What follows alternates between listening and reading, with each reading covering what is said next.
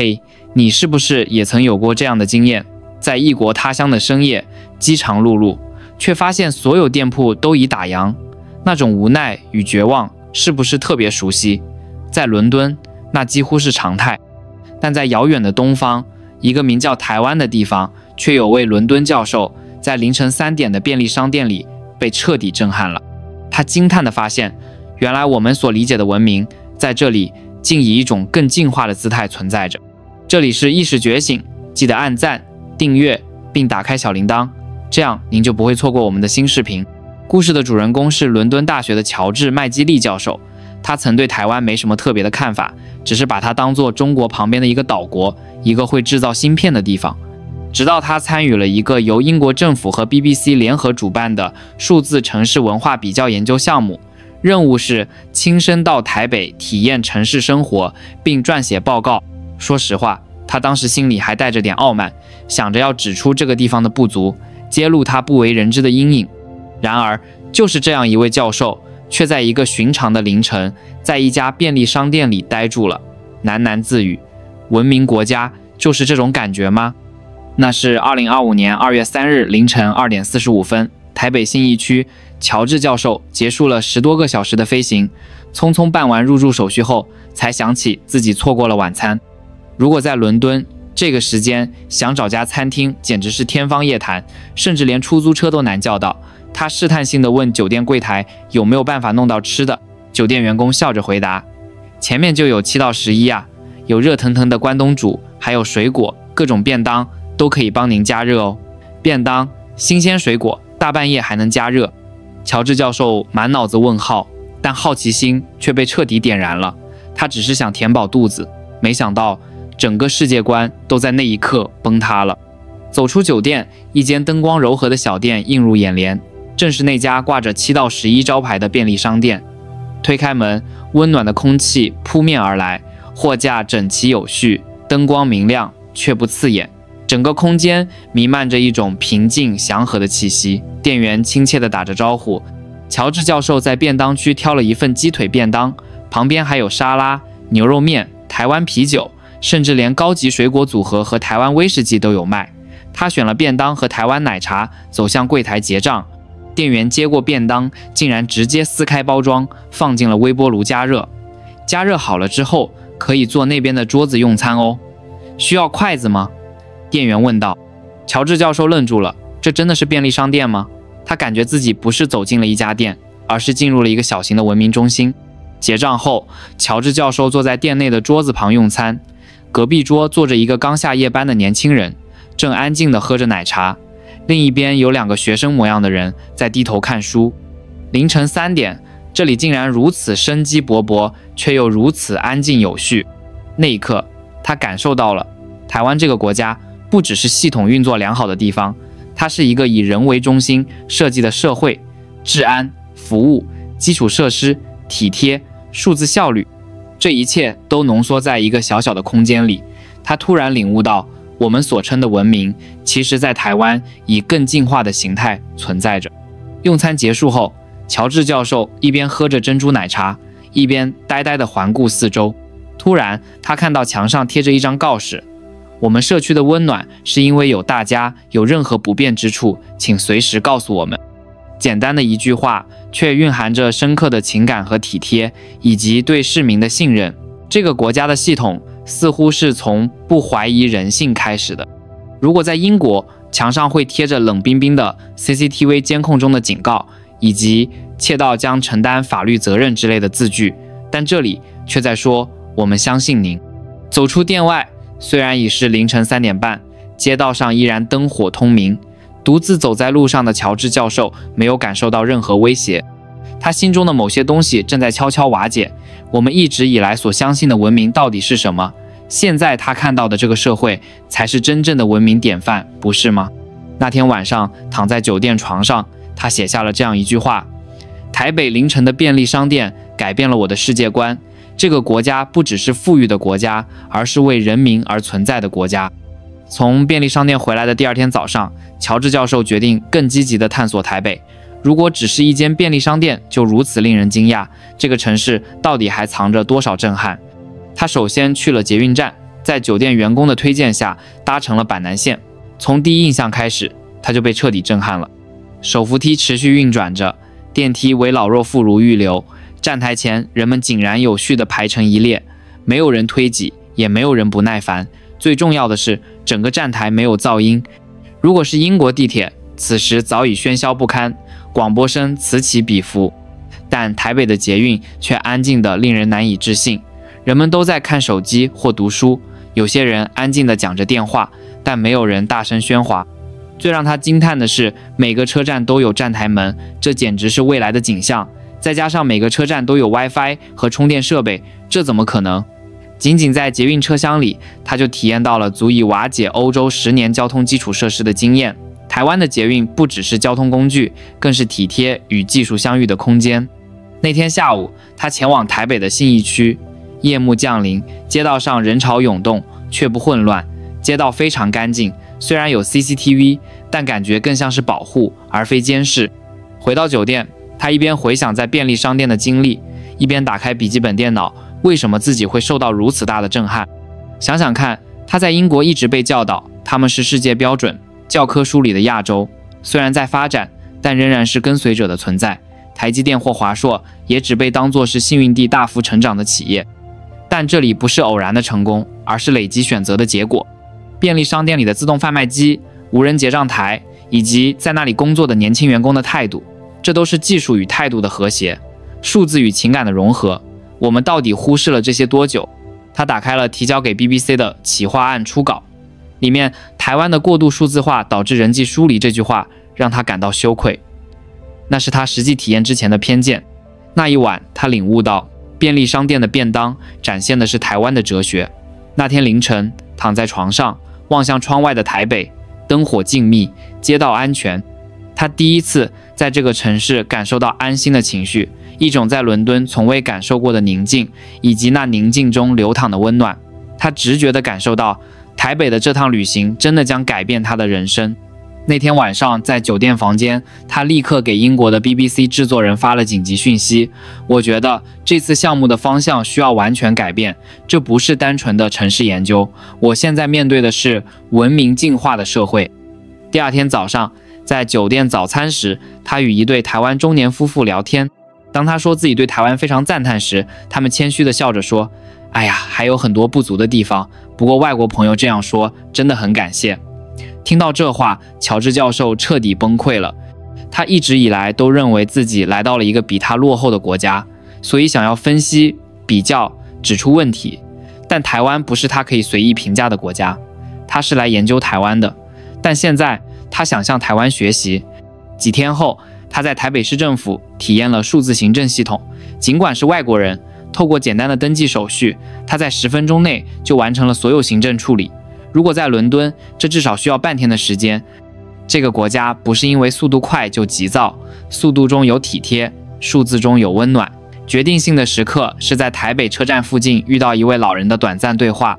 当乔治教授在找路而犹豫时，那位老人走过来亲切地指路，然后笑着说：我们国家虽然还有很长的路要走，但正在努力成为宜居的国家。那一刻，乔治教授确信了，这个国家是真心的。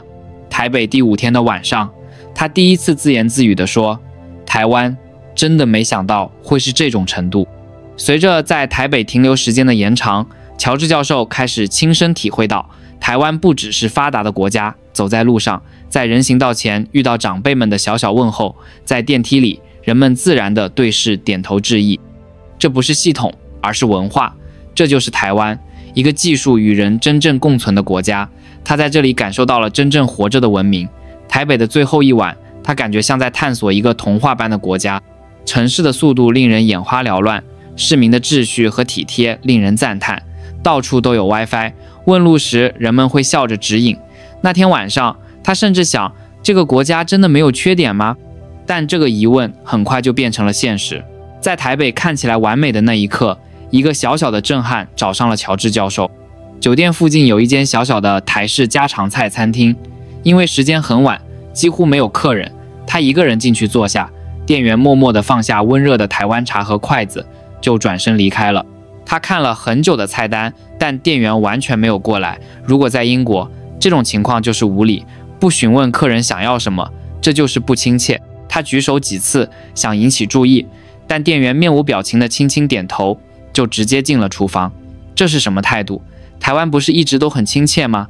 他脑中第一次涌现了失望的情绪，直到上菜前，店员都没有看过他一眼，放下牛肉面就默默转身离开。他莫名的感到委屈，是因为他是外国人吗？为什么如此冷淡，吃饭时也尝不出味道？那天晚上回到酒店，他写下台湾有完美的系统，但人与人的交流依然冷漠，我失望了。但那是因为他不了解台湾。第二天早上在酒店大厅遇到翻译郑伟先生、乔治教授，小心翼翼地讲了前一天发生的事。他听了很久后，小心地笑着说：教授，那间餐厅是不是阿姨一个人经营的家常菜店？对，没错。面无表情又不说话，那不是无礼，而是体贴。乔治教授无法理解。郑伟先生解释说，在台湾很多传统餐厅，不做不必要的干扰被视为礼貌，默默地端上餐点是帮助客人舒适用餐的方式，不多说话，不常对视。意思是我会安静地体贴您，不想让您感到不便。这是台式的用心。听到这话的瞬间，乔治教授前一天的记忆完全翻转了。他觉得冷淡的那个眼神其实是不想让他感到不便的温暖。沉默不是无礼，而是尊重。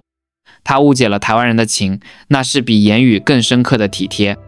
那天下午，他去了故宫博物院，看着展示台湾近现代史、228事件和原住民对日本的抵抗等。许多人失去了家人和生活的一切，却重新站起来的展品，让他理解了为什么台湾这个国家如此安静，却又坚强地生活着。他们拥有的亲切，不是轻浮的问候或微笑，而是安静而坚实的存在本身的温暖。台北第3天，他独自在市政府附近散步，偶然发现了台北市立图书馆。本以为只是公共图书馆，可以自由进入，但内部的样子真的比英国大型大学图书馆更精致，更有体系。里面安静的连呼吸声都要小心翼翼。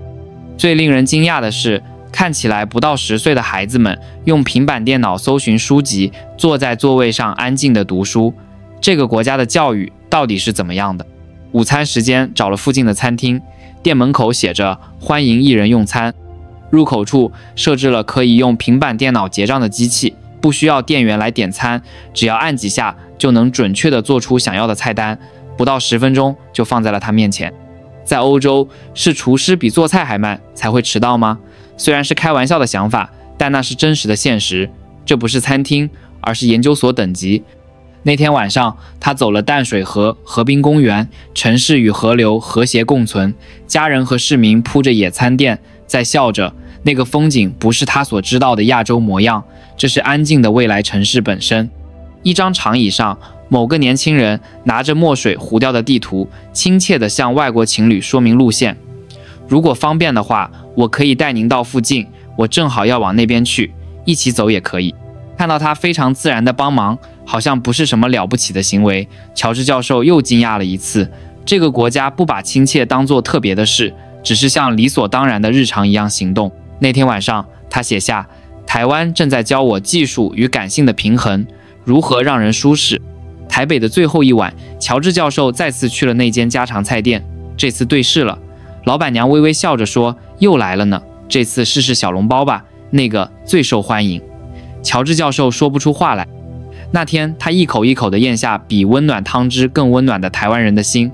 在英国学到的是，客人给信号就立即反应，带着笑容演出，亲切是服务的基本。但在台湾存在着默默走近，安静地放下茶，不问也会先主动做好需要的东西的看不见的服务。那不是为客人的体贴，而是对人的尊重。回酒店的路上，他陷入了莫名的情绪混乱中。来到台湾，感叹惊讶，每一刻都给予赞美的他，因为一顿饭就想要翻转所有印象，这让他感到自责。他真的了解这个国家吗？第二天早上，乔治教授再次去了那间家常菜店。这次他决定以更开放的心态，更慢慢地感受那个空间。那天，老板娘依然没有说话，只是默默地递给他茶，把我点的菜端给我。但这次，他看着他的手背上有深深的皱纹，双手依然忙着搬运小菜。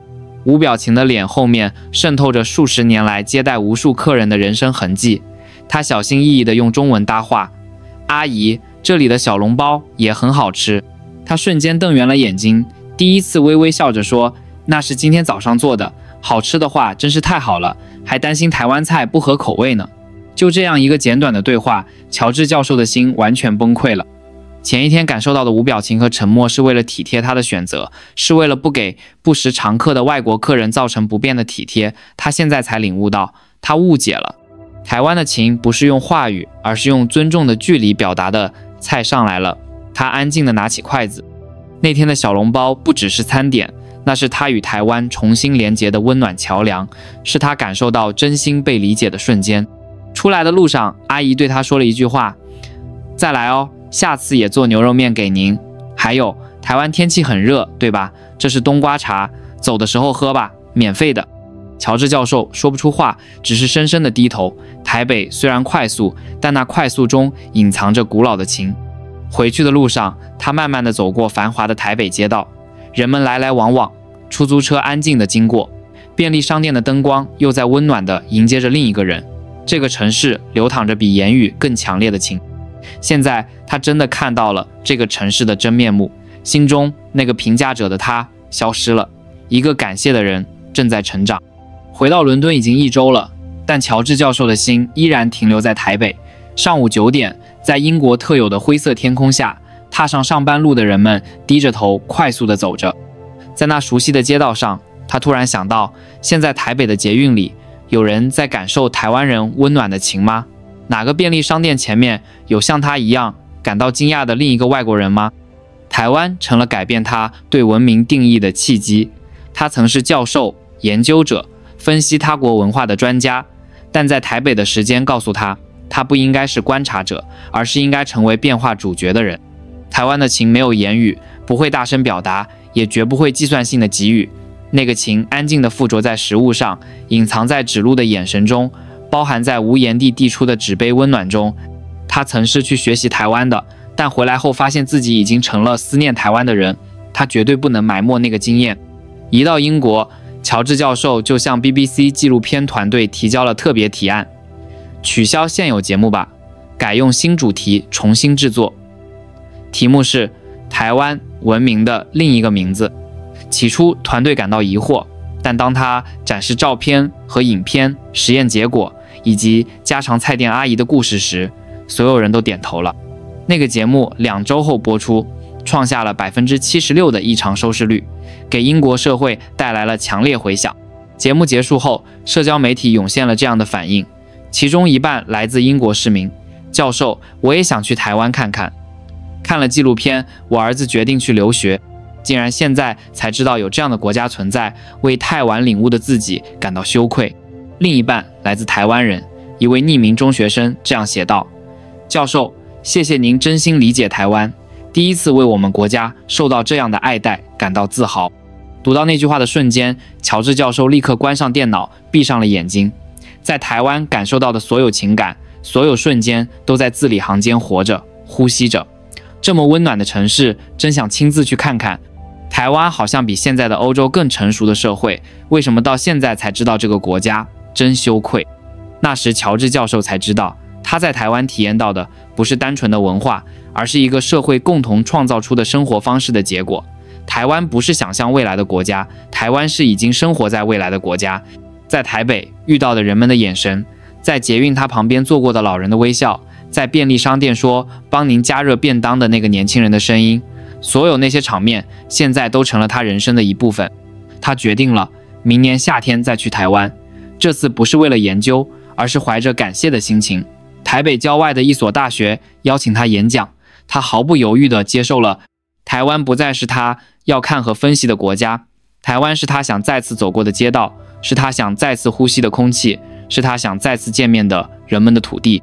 最让他感动的瞬间是看了节目的台湾观众透过社交媒体传来的一句话：教授在台北等您，您爱护的我们国家，我们也要用爱回报。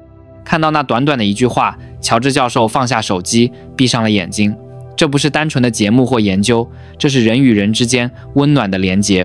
那一刻，他自言自语地嘟囔着：我忘不了台湾的旅游，是因为那里让我第一次感受到做人的感觉。现在，台湾对乔治教授来说，不是单纯的旅游地或研究对象，而是思念的名字。